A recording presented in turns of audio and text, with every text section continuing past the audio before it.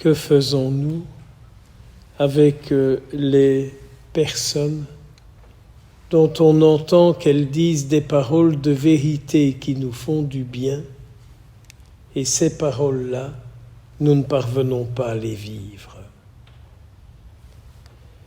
N'est-ce pas la réalité quotidienne de notre foi? Nous écoutons chaque jour notre Seigneur et tout ce qu'il nous dit nous touche et nous fait du bien.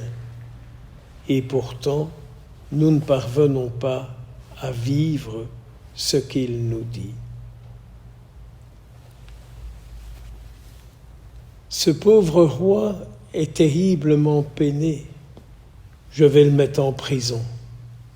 Il a de la pression autour de lui. N'écoute pas ce qu'il dit. Ne tiens pas compte de ce qu'il dit. Tu as le droit à ton propre plaisir. C'est le discours d'aujourd'hui. N'écoute pas ce qu'on te dit. Tu as droit à ton propre plaisir. C'est le discours d'aujourd'hui. Fais ce que tu veux, si c'est comme ça que tu le penses, que tu le désires. N'y aurait-il pas là quelque chose qui touche à notre vœu d'obéissance? C'est très difficile. C'est très difficile.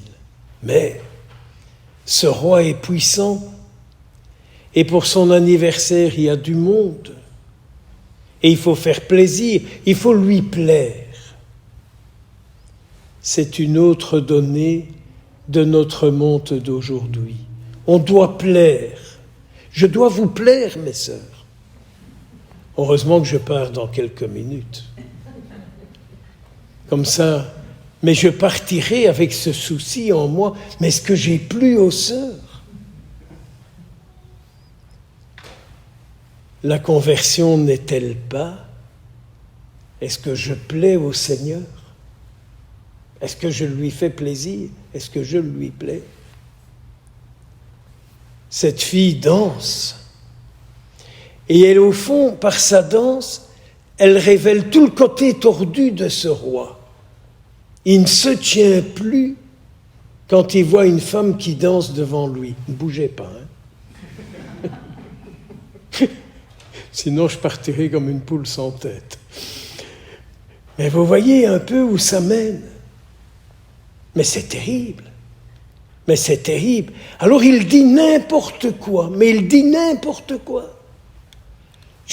Demande-moi ce que tu veux, tu l'auras. Même la moitié de mon royaume. Il est complètement cinglé. Hein? Que de fois ne disons-nous pas, celui-là ou celle-là l'a rendu complètement fou, lui a fait tourner la tête.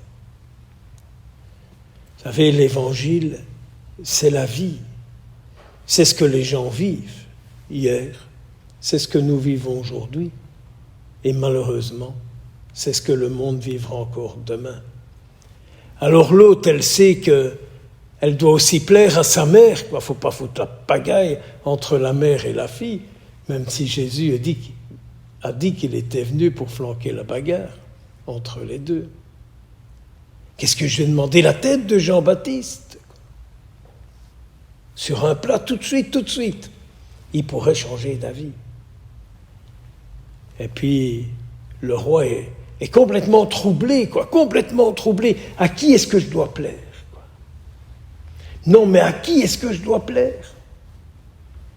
N'est-ce pas le dilemme auquel fréquemment nous sommes confrontés? Mais à qui est-ce que je dois plaire? Pour être bien vu, pour être reconnu, pour être estimé, pour pas perdre la face. Mais à qui est-ce que je dois plaire? C'est sûr que si nous plaisons à Dieu, ipso facto, nous ne plaisons pas nécessairement au monde. Et puis la tête arrive, hein, et on a l'impression que cette fille, cette tête lui est insupportable. Elle va vite la donner à sa mère. Et je me disais, n'est-ce pas un peu notre monde d'aujourd'hui? la tête est coupée du cœur. Et dans la tête, qu'est-ce qui reste?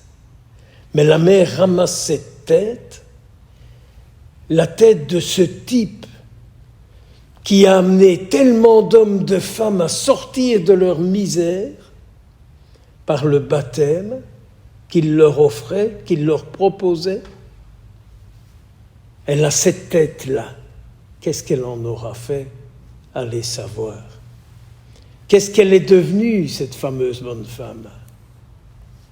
Vous allez me dire, oh, mais il y a la miséricorde de Dieu, n'est-ce pas? Et elle fait zigouiller le précurseur. Et vous allez me dire, oh, mais il y a la miséricorde de Dieu, et Dieu pardonne tout, n'est-ce pas? Ne devenons pas, excusez-moi du mot, mais ne devenons pas, à notre tour, cinglés. Perdre la tête, cela veut dire beaucoup de choses. Une tête coupée du cœur, ça veut dire beaucoup de choses aussi.